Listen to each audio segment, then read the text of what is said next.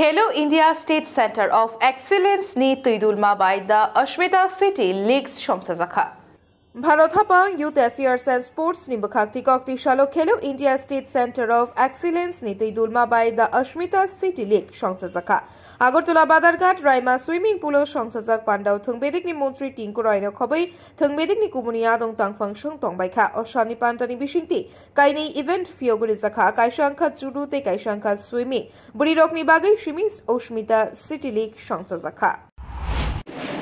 আমার আগে যিনি বক্তা মাননীয় দীপক কর্মকার বলেছেন যে আমরা আমাদের যা করছি অর্থাৎ আমরা কোচ যারা কোচিং দেওয়াচ্ছি আমাদের স্টুডেন্টদেরকে আমরা আমাদেরকেও আত্মসমালোচনা করা দেখা যে আমরা যেগুলো করাচ্ছি সেগুলো কতটুকু সঠিক বা আমরা আমাদের যে রেজাল্ট সেটা আমরা করতে পারছি কিনা।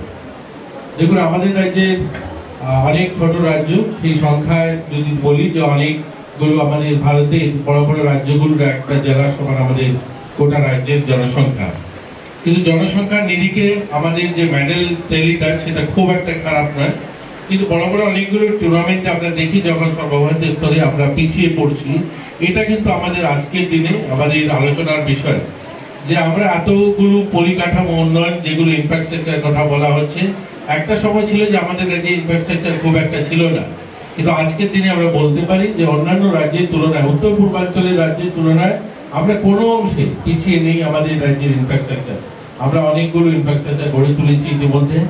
আমাদের খেলাধুলারও আমরা গ্রামীণ স্তর থেকে ছেলেমেয়েদেরকে তুলে আনার জন্য অনেকগুলো ইনিশিয়েটিভ আমাদের দপ্তর নিয়েছে, কিন্তু তারপরেও আমরা কোথায় না কোথায় যেন মনে হয় আমাদের কিছু ত্রুটি রয়ে গেছে, তার জন্য আমাদের যে ধরনের অ্যাচিভমেন্ট করার আমরা সেগুলো করতে পারছি না। তার জন্য আমাদের যারা দপ্তরের আধিকারিকগণ রয়েছে, যারা কোচরা রয়েছেন, তাদের কাছেও আমি অনুরোধ করব আমরা সেগুলোর জন্য আমাদের ত্রুটিগুলো সেগুলোকে আইডেন্টিফাই করা, সেগুলোকে সংশোধন করা। আমাদের রাজ্যের প্রতিভাবান খেলোয়াড়রা রয়েছে, তাদের মধ্যে ট্যালেন্ট রয়েছে, তথাকথিত যে ধরনের খেলাধুলা শেখানো হয় নিশ্চয়ই যারা কোচ তারা তো বুঝেন যে কি করলে আরো ভালো হবে, কিন্তু সময়ের সঙ্গে আমার মনে হয় একজন তোমাদেরই একজন সাধারণ নাগরিক হিসাবে যদি আমি বলি, আমার মনে হয় আমাদের ছেলে মেয়ে যারা খেলাধুলার সঙ্গে যুক্ত রয়েছে তাদেরকে প্রতিদিনে দৈনন্দিন যে তাদের রুটিন তার থেকে বের করে মাঝে মধ্যে একটু তাদের খোলা আকাশের নিচেও নিয়ে যাওয়া, অর্থাৎ সময় সময় বাইরে এন্টারটেনমেন্ট বা কোথায় ভ্রমণ বিভিন্ন ভাবে তাদেরকেও যেন ভালো এক্সপোজ পাওয়া যায় সেই ধরনের কোনো কার্যক্রম হাতে নেওয়া যায় কিনা। আমাদের যারা এখানে ছাত্রী যারা উপস্থিত হয়েছে বা ছাত্র যারা আছে আজকে হয়তো এই অনুষ্ঠানে নেই, যেহেতু এটা শুধুমাত্র ওমেনদের জন্য, তো আমরা আমাদের সেই ছাত্রছাত্রী যারা এখানে থাকে তাদেরকেও বিভিন্ন সময় বিভিন্ন প্রশিক্ষণমূলক বিভিন্ন ভ্রমণ ট্যুরে আমরা উত্তর পূর্বাঞ্চলে অন্য জায়গায় যে সমস্ত পরিকাঠামো আছে বা সেখানকার ছেলেমেয়েরা খেলাধুলা কি করে সেখানে কি করে তারা কোচিং নেয়, ভালো রাজ্যগুলো যেমন আমাদের উত্তর পূর্বাঞ্চলে মণিপুর, আমরা যদি দেখি ছোট রাজ্যের মধ্যে ভালো রাজ্য মণিপুর, সেখানেও আমাদের এখান থেকে 10-15 জন ছাত্রদের টিম 20 জনের তাদেরকে সেখানে নিয়ে যাওয়া, তাদের কি পরিকাঠামোতে তারা খেলাধুলা করে বা সেখানকার যারা কোচিং নিচ্ছে সেই ছাত্রছাত্রীরা কিভাবে কোচিং নিচ্ছে তারা সেগুলো সেখানকার গভর্নমেন্টের সঙ্গে কথা বলা, দপ্তরের সঙ্গে কথা বলা করা। আমার মনে হয় আমরা যদি প্রয়াস করি তাহলে আমরাও এখানে দীপা কর্মকার আমাদের সামনে বসে আছে আমাদের উদাহরণ, যে আমরা দীপা কর্মকারের মতো এখানে যারা আর সামনে যারা আছে আমরা তো চাই না দীপার মতো এইদিকে বসবো এসে। আজ যেমন দীপা কর্মকারকে নিয়ে আমরা গর্ব করি, প্রত্যেকটা জায়গায় বলি আমরা যে আমাদের রাজ্যে দীপা কর্মকার আছে, সৌমদেব বর্মন আছে, আমরা অস্মিতার কথা বলি, আমরা আরশি আরাধ্যার কথা বলি, তো আমরাও তো চাই আমাদের নামগুলো এই ধরনের উচ্চারণ করুক সকলে, যে আমাদের যারা বড়রা যারা আছে তারাও আমাদের নাম নেবে, তারাও মাইকে দাঁড়িয়ে বলবে যে আমাদের গর্ব হয় আমাদের এই সমস্ত বালিকাদেরকে দিয়ে। আমাদের এখানে আমি দেখেছি আমাদের একটা কাগজ দিয়েছে মেডেল সংখ্যাটা, আমরা যদি দেখি আন্ডার 14, আন্ডার 17, আন্ডার 19 আমরা 2023-24 67 ন্যাশনাল স্কুল গেমে আমরা গোল্ড 17 এবং সিলভার 17, ব্রোঞ্জ 60টা 29টা মেডেল আমরা জিতেছি। 68 ন্যাশনাল স্কুল গেম 24-25-এ আমরা জুডো, যোগা এবং জিমন্যাস্টিক সহ সবগুলো মিলে আমরা গোল্ড 7খানা, সিলভার 6খানা, কোরাস মিলে ব্রোঞ্জ 13খানা, আমরা 26খানা মেডেল জিতেছি। খেলো ইন্ডিয়া ইউথ গেমও আমরা জুডো এবং কান্তাতে আমরা সিলভার একটা এবং ব্রোঞ্জ দুটা তিনটা মেডেল জিতেছি।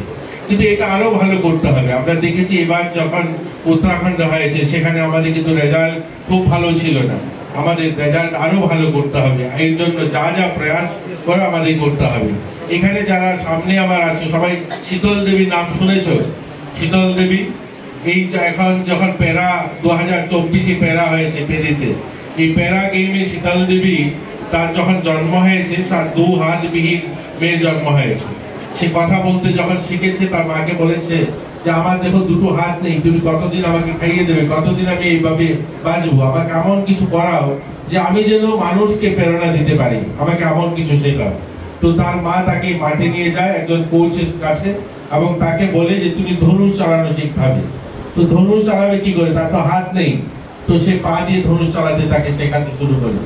ধনুষ চালাতে চালাতে সে পা দিয়ে এবার যখন প্যারিসে অলিম্পিক হলো সেখানে অলিম্পিকে সে একসঙ্গে ব্রোঞ্জ জিতেছে, তারপরে সে গোল্ডও জিতেছে। তো ভারতের জন্য 2 হাত বিহীন যে মেয়েটা জন্ম হয়েছে, 2টো হাত নেই, সে পা দিয়ে ভারতের জন্য গোল্ড জিতে এনেছে এবং তাকে ভারত সরকার পদ্মশ্রী অ্যাওয়ার্ড দিয়েছে এবং তাকে সেখানে রাষ্ট্রপতি ভবনে যখন অ্যাওয়ার্ড দেওয়া হচ্ছে গোটা রাষ্ট্রপতি ভবন সকলে দাঁড়িয়ে করতালি দিয়ে তাকে স্বাগত জানিয়েছে। তো আমরা তো এখানে যারা আছি সকলেই স্বয়ংসম্পূর্ণ।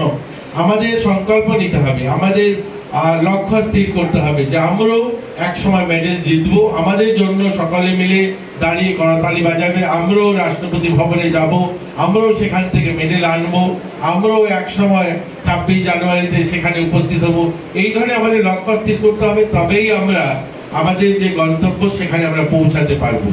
লক্ষ্যহীন অবস্থায় আমাদের যেটা করতে চাই অ্যাচিভমেন্ট সেটা সম্ভব নয়।